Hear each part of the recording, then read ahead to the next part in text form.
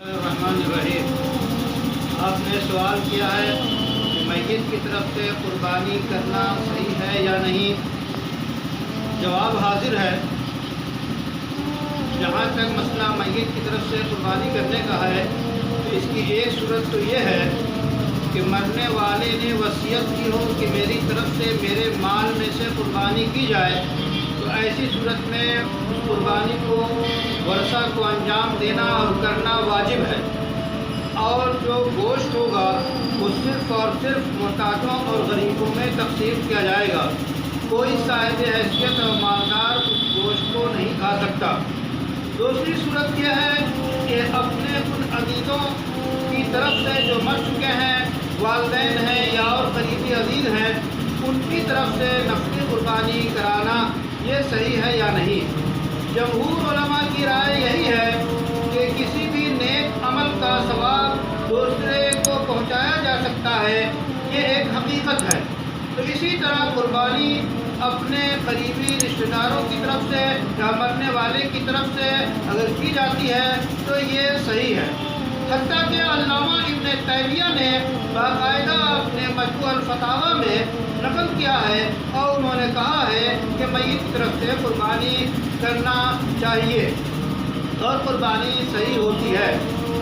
حضور اکرم صلی اللہ علیہ وسلم کا عمل صحابہ کی ایک تعداد نے نقل کیا ہے کہ آپ صلی اللہ علیہ وسلم نے 2 میٹھے ذبح کیے اور اپنی امت کی طرف سے ذبح کیا ہے، اس لیے خود آپ کا ذبح کرنا، اسی طرح صحابہ کا بھی ذبح کرنا مردوں کی طرف سے ثابت ہے۔ حضرت سیدنا علی رضی اللہ تعالیٰ عنہ ہمیشہ رسول اللہ صلی اللہ علیہ وسلم کی طرف سے ایک بکرا یا اس طرح کا جانور ذبح کرتے تھے۔ اس لیے ذبح کرنا، قربانی کرنا مردوں کی طرف سے یہ درست ہے، صحیح ہے، ایصال ثواب کے طور پر ہے اور ان کی طرف سے صدقہ ہے۔ صدقہ ایسی چیز ہے جس کا ثواب پہنچتا ہے، البتہ صدقہ ان قربانی کے دنوں میں کرنا زیادہ افضل ہے۔ اس واسطے کسی کو یہ کہنا کہ صدقہ ہے تو کسی اور دنوں میں بھی مردوں کی طرف سے کیا جا سکتا ہے، یقیناً اور دنوں میں بھی کیا جا سکتا ہے، لیکن ایام نحر میں، ایام قربانی میں اس صدقے کا جو ثواب ملے گا وہ عام دنوں میں صدقہ کرنے کا ثواب نہیں ملے گا۔ اس واسطے جمہور علماء کی رائے یہی ہے کہ میت کی طرف سے قربانی کیے جانے کا ثواب ملتا ہے، خود کرنے والے کو ملتا ہے، اور جس میت کی طرف سے قربانی کی جاتی ہے اس کو بھی ملتا ہے۔ بیہقی نے اور اسی طرح